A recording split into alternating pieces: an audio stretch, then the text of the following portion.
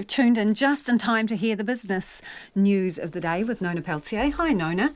Consumer confidence. Okay, so what, the lever's gone upwards, positive, bounce back. What's the reason?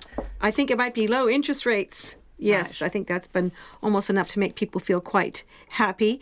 Also, the job market's looking still pretty good, although there are some signs that maybe things have been coming off a little bit because of hiring intentions of employers.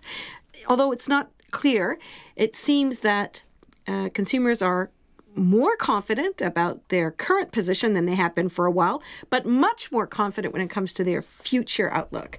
So that's interesting. Whose survey is this? This is the ANZ Consumer Survey. It's a monthly survey, and it's the one that we typically look at when we talk about consumer confidence.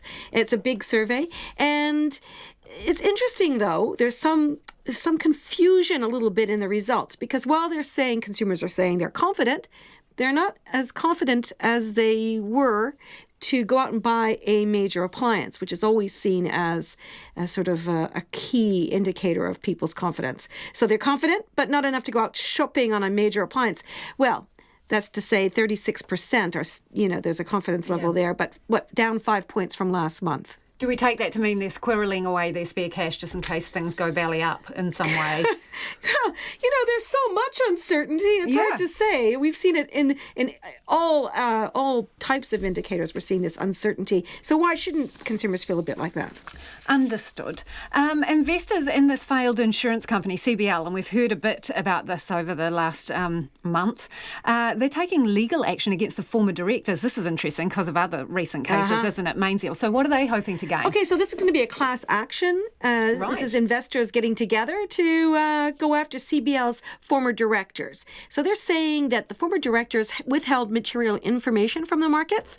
Possibly there was some insider trading going on, and basically they misled the market. And so investors feel like they were, done down by the former directors and are going to take a case against them in the court. And, when the company listed in 2015, it was worth about $750 million when it finally collapsed in early 2018. Basically, now it's been wound up. So, it's a terrible story of, a lot of things that went wrong there. And, so the investors are going to have a go. Has it been a happy day on the markets, Nona? Not really. Okay. Not really. What we have, I wish I could say it was. Our market fell 0.25%, down 26 points to 10,762. And that's partly because there's a lot of conflicting statements out there where it comes to how things are traveling in Asia in terms of manufacturing. So on one hand, we had some poor manufacturing data out of China yesterday. But the private sector came up with some better numbers than we had from the public sector. So, okay, what does that really mean? I'm not sure, but certainly in Japan, South Korea, and Taiwan, the manufacturing sector was down. So the mixed messages there. And that uncertainty is also attached to those trade talks, on again, off again. We don't really know what's happening. Some Chinese negotiators put a bit of a dampener on that, sort of suggesting that it wasn't as good as people were hoping. That's weighed on sentiment. And, of course, the global headwinds that we keep seeing. The central banks are, what way should we go with interest rates? All of that stuff. And so, that's what we ended up with. And the dollar trading at 64.3 U.S. cents, which is better than we've seen for a while, right? Yeah.